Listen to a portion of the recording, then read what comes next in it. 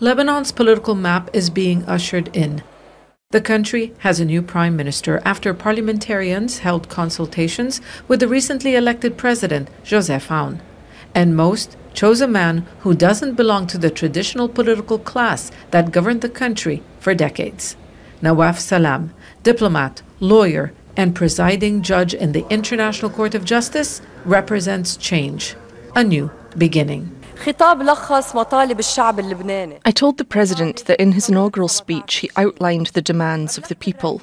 I hope he can implement these, but he needs a partner in the executive authority willing to carry out reforms. And that is why I named Nawaf Salam, because he is not part of the old order.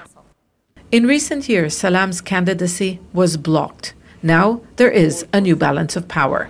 Hezbollah and its allies are believed to have wanted the incumbent Najib Mikati to remain in the post, but they appear to be losing political influence after suffering military blows by Israel. Hezbollah is accusing its opponents of excluding it from power. We had extended our hand by helping to secure the election for the president, only to find the hand cut off.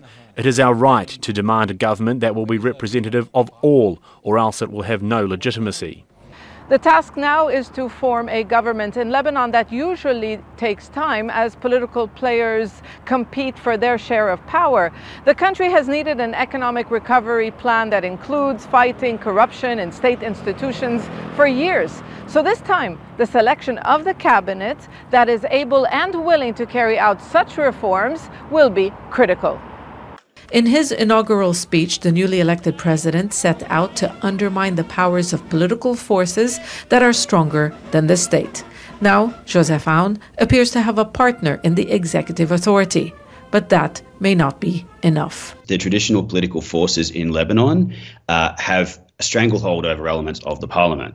Therefore, President Joseph Aoun will need to work alongside with the Prime Minister designate to find a workable arrangement with Parliament and all the different forces to elect a government that's capable of implementing reforms, but at the same time won't be seen as trying to impose reform against the wishes of one particular community or political group. It may be a new era in Lebanese politics, but there's a lack of consensus in a deeply divided country. Zeina, Khodr, Al Jazeera, Beirut. Make sure to subscribe to our channel to get the latest news from Al Jazeera.